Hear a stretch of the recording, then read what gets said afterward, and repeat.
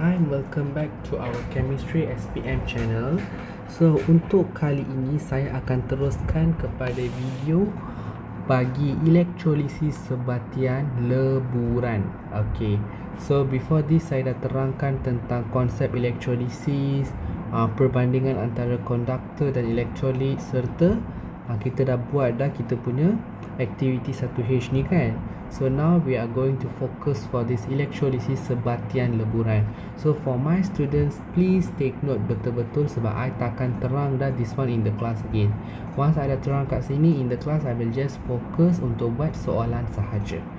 Okay, so this lesson I akan cover sepenuhnya untuk electrolysis sebatian leburan ini, and then saya akan bagi a few contoh then settle. Dan next video kita akan jumpa untuk electrolysis larutan aqueous. Kenapa? Sebab saya dah terang electrolysis ini melibatkan dua sahaja, either larutan aqueous or sebatian leburan. Okay, which is leburan lah. Okay, so before we go detail, buka muka surat 34, 35 dan juga 36. So kita akan cover these 3 pages in this video lah.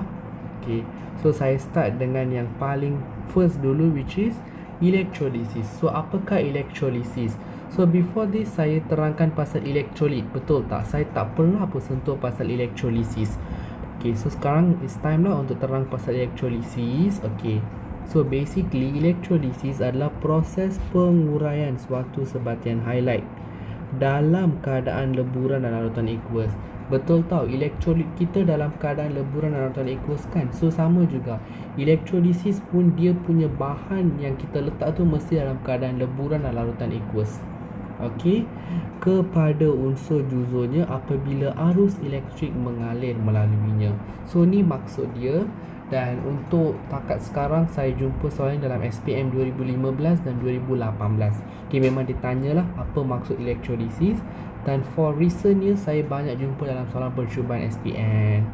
So memang selalunya maksud elektrolisis dengan elektrolit ni you kena tahu betul-betul. Elektrolisis is the process.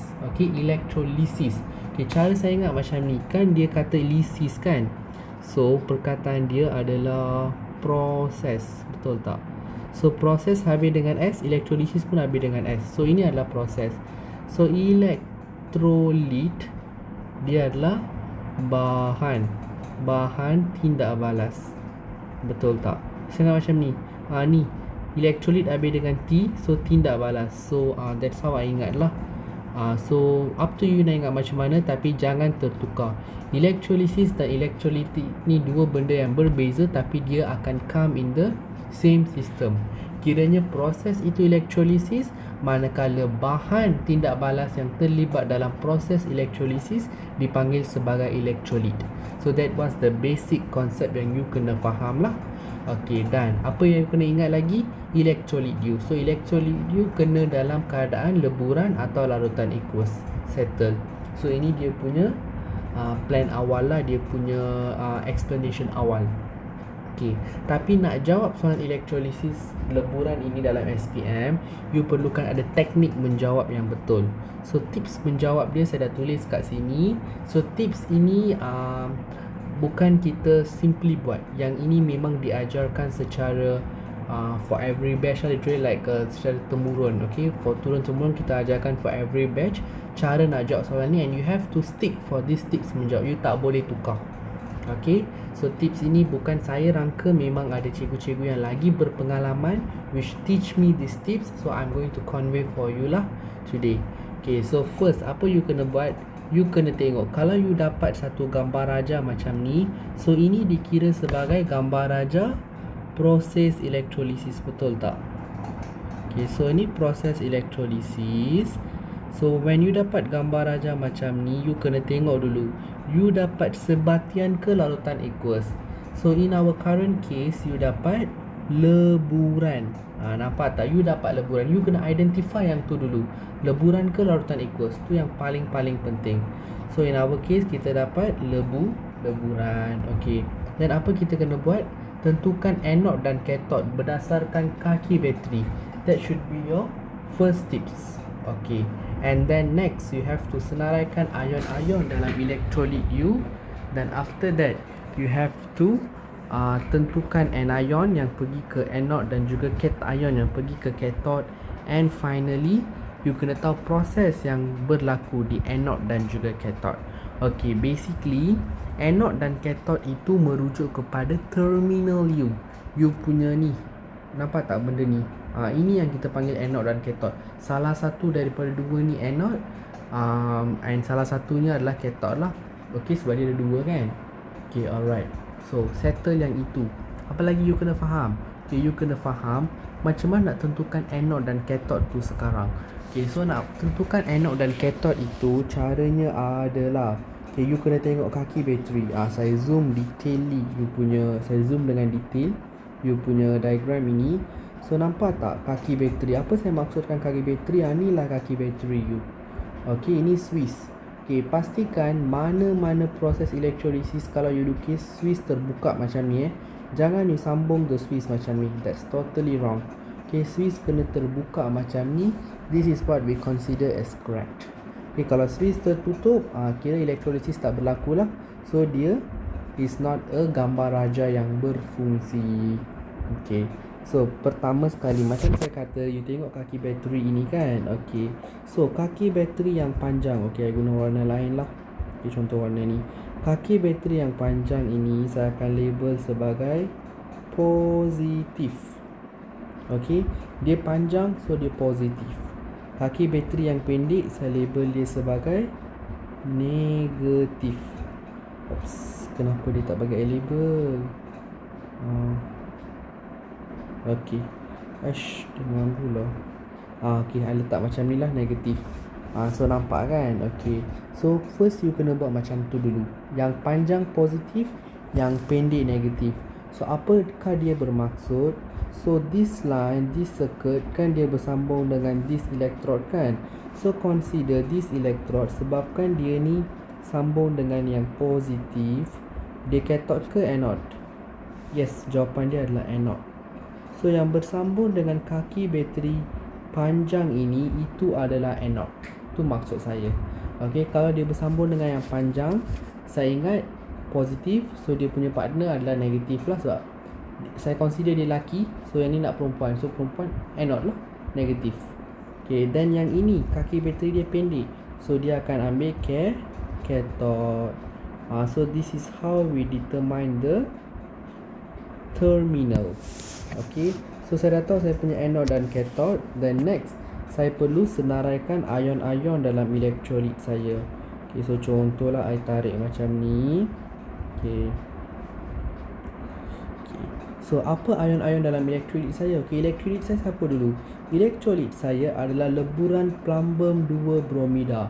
Okay, highlight. Kalau you ada leburan, so leburan ni you just tengok dia punya ion sahaja. So disebabkan you kata plumbum 2, so ion yang ada adalah plumbum 2.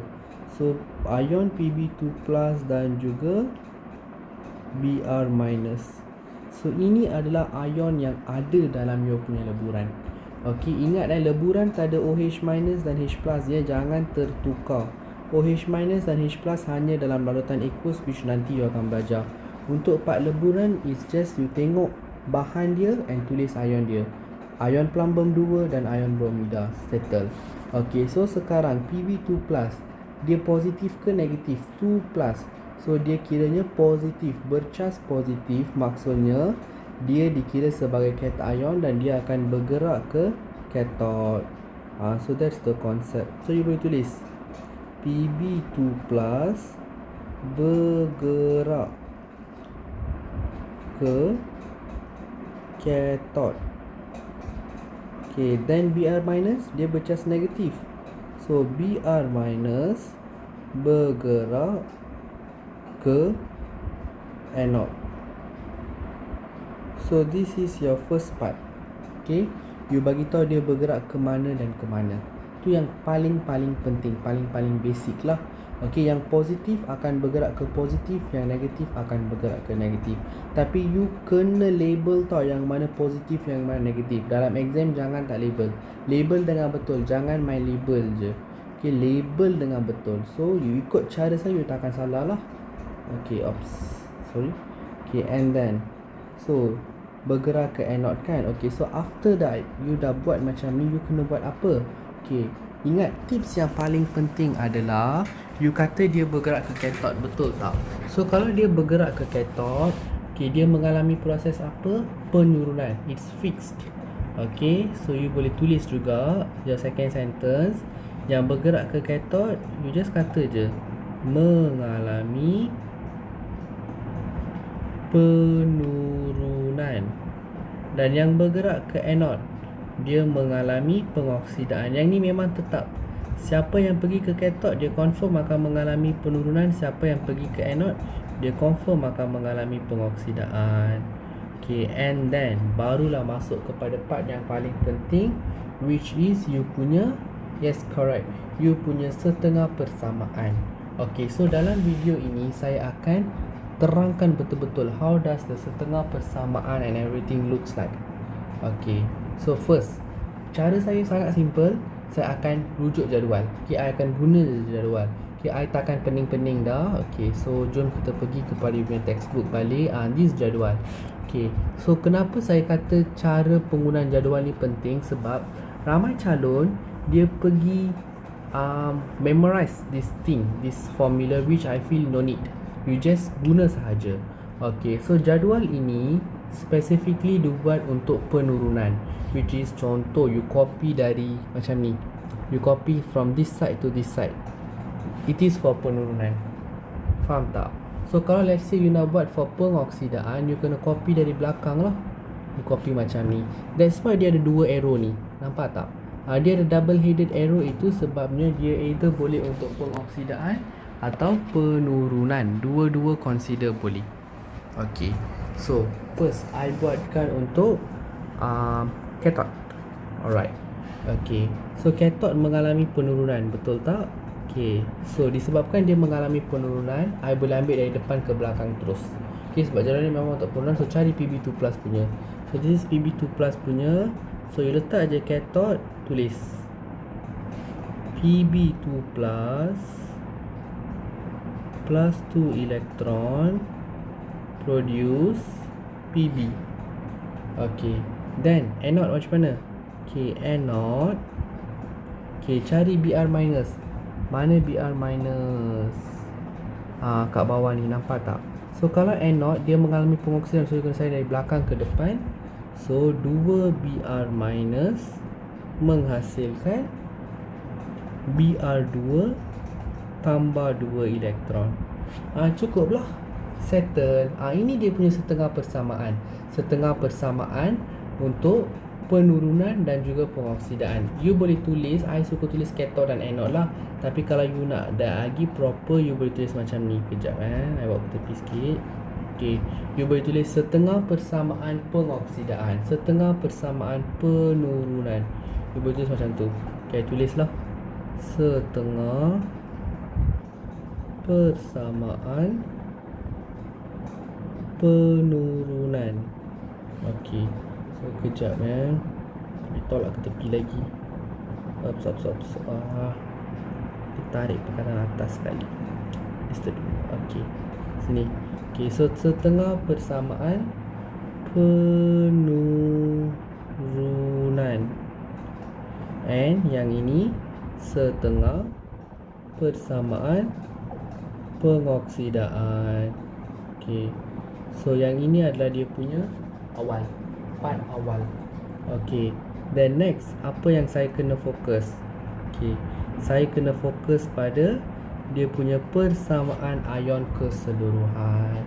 Okay, so untuk part persamaan ion keseluruhan, okay, I tulis juga.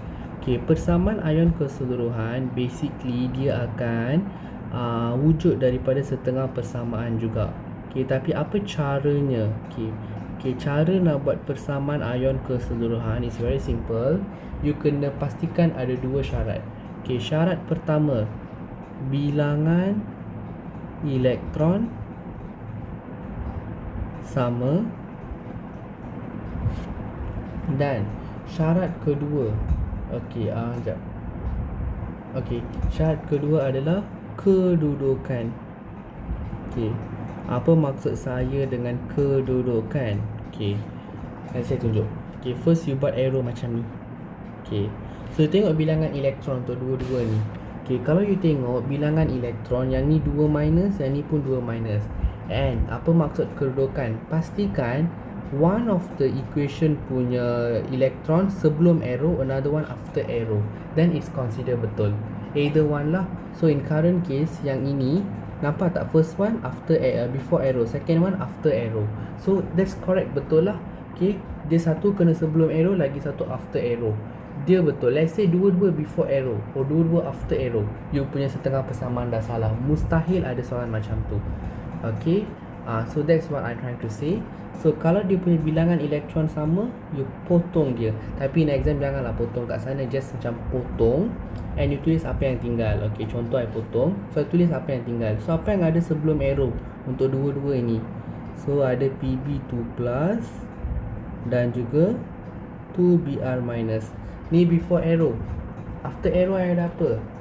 PB and also BR2. So this is my persamaan ion keseluruhan. Settle lah. Sampai sini je dia punya persamaan ion keseluruhan. You tulis macam dalam exam, you dapat markah dah. Nampak tak? Sangat senang. Dia tak susah pun actually. So I tarik arrow, I letak kat sini. So cukup lah sampai sini. So ini dah sampai persamaan ion keseluruhan kan. Okay, so next apa you kena buat? Okay, next apa you kena buat adalah, okay, jom kita tengok kita punya eksperimen lagi sekali. Okay, kalau you tengok dalam eksperimen kat belakang ni, nampak tak? Ni yang saya tengah ajar ni. So lepas setengah persamaan, dia buat pemerhatian and then dia bagi tahu hasil yang terbentuk. Okay, so macam mana tu? Okay, macam mana tu? Macam ni lah. Okay, daripada setengah persamaan ni banyak benda kita boleh dapat. So after you dah buat setengah persamaan, persamaan ion keseluruhan dan everything, right? Okay, so you tengok untuk you punya cathode ni mengalami penurunan. So apa yang you ada? Okay, you cuba tengok betul-betul. Okay, so you dapat tengok you ada PB. Okay, PB adalah sejenis logam. So you boleh kata plumbum terbentuk. Okay, plumbum terbentuk. Dan untuk anode, okay, yang anode ni lah selalunya problematic, selalu orang confuse. Okay, kenapa? Okay, sebab you nampak tak untuk anode you ada Br2. So semua akan kata, oh saya ada Br2, so saya ada cecair bromin. Tapi salah. Itu bukan cecair. Okay, yang itu adalah gas bromin. Kenapa gas bromin? Okay, sebabnya bromin ini, you know, suhu bilik bromin ini dalam keadaan cecair, betul tak? Tetapi currently I tengah panaskan, nampak tak? I supply heat. So adakah dia masih dalam keadaan cecair? No, dia akan jadi gas. That's why saya akan kata anode ada gas bromin. Okay, tapi when nanti lepas kita stop panaskan, dia kembali ke suhu bilik, dia akan jadi cecair. Baiklah, ni the most confusing part. Ramai akan confuse kat sini, dia akan kata, kenapa pula dia gas? Okay, caranya memang macam tu. Okay, let's say saya ada klorin pun, okay, klorin memang gas. Kalau iodine pun sama juga. Okay, dia akan iodine dia akan initially dalam keadaan bilik, iodine is pepejal, betul tak? So dia akan wujud sebagai cecair lah kalau dalam elektrolisis. So that's the thing. So berhati-hati sikit lah. So ini produk yang terbentuk, then you kena bagi inference. Kenapa? Sebabnya you kena bagi tahu pemerhatian, you bagi tahu inference dulu kat atas ni. Okay, tak apa, saya turunkan. Okay, jap.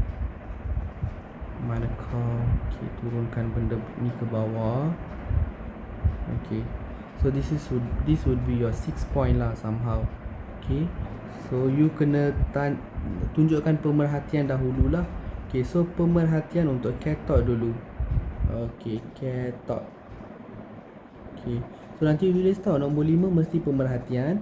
So pemerhatian untuk cathode adalah, you tengok, cathode mengalami penurunan, so dia mengeluarkan PB. So tadi saya ceritakan PB ini siapa? PB ini it's a type of logam. Okay, logam. Macam mana saya tahu? Sebab PB memang logam. Memang kalau you tengok CD kreatif memang dia logam. Satu dia adalah atom lah. Okay, first dia adalah atom. So atom apa? PB ni dia sebenarnya dalam kategori logam. So logam warna apa? Okay, ingat, selain daripada cuprum, semua logam berwarna kelabu. Okay, so you have to say logam or pepejal, up to you. Okay, let's say I kata pepejal lah. Okay, pepejal pepejal PB pula. Pepejal kelabu terbentuk. Okay, kiranya dia macam ada pepejal yang dia akan ada kat tepi kathod ni. So that is what we call as pepejal kelabu. So what is the pepejal kelabu? That one is actually logam plumbum lah. Okay, and then anode. Okay, anode kan tadi saya katakan dia keluarkan Br2. So Br2 ni I nampak sebagai apa? I nampak dia sebagai gas. Okay, so you boleh kata gas. Gas warna apa? Okay, bromin warna perang. Okay, so gas perang terbebas. Cukuplah. So siapakah gas perang itu? Gas perang itu sebenarnya bromin. Tu je konsep dia. Okay, so this is what we want to see in your exam actually. Okay, so apa guideline yang you boleh ingat untuk you punya exam nanti? Adalah I sertakan jugalah. So tips menjawab dia, first you bagi tahu ion yang ada. Okay, I tulis cepat-cepat sebab video dah panjang. So nanti saya ketik ion yang ada. Lepas tu you bagi tahu ion ke bahagian mana, ke anode ke cathode, bahagian mana, plus proses. Okay, and then lex setengah persamaan plus persamaan ion keseluruhan. Okay, after that apa you kena buat? Okay, after that you kena buat pemerhatian, which should be your, yes, you kena buat pemerhatian, and then lastly baru inference. Settle lah. This is how the tips looks like. So saya harap you dah salin. I padam cepat-cepat. Okay, so kalau you tak sempat salin, boleh pause the video and salin balik. So ni cara untuk menjawab soalan elektrolisis leburan. So you boleh try buat untuk zinc oksida dan juga magnesium klorida. You boleh use the same drawing. Let's say kalau you tak diberikan drawing, you just dapat macam ni je, you boleh bayang dah zinc. Okay, zinc adalah Zn2+. So dia akan pergi ke mana? Dia akan pergi ke cathode. Oksida O2-, dia akan pergi ke anode. Then you carilah dia punya proses apa, dia punya setengah persamaan, dia punya persamaan ion keseluruhan, pemerhatian dan inference. Macam tu je. Okay, senang je dia sebenarnya. Okay, so try buat, saya akan bincang in next video. So tu saja for this video. So saya harap you dapat salin semua nota saya, and kalau you guys ada apa-apa soalan, please drop in the comment box sebab saya rasa the subtopic dia memerlukan a very deep understanding. So feel free to ask questions. I am very happy to answer your questions, and I'll meet you in the next video. Thank you and bye.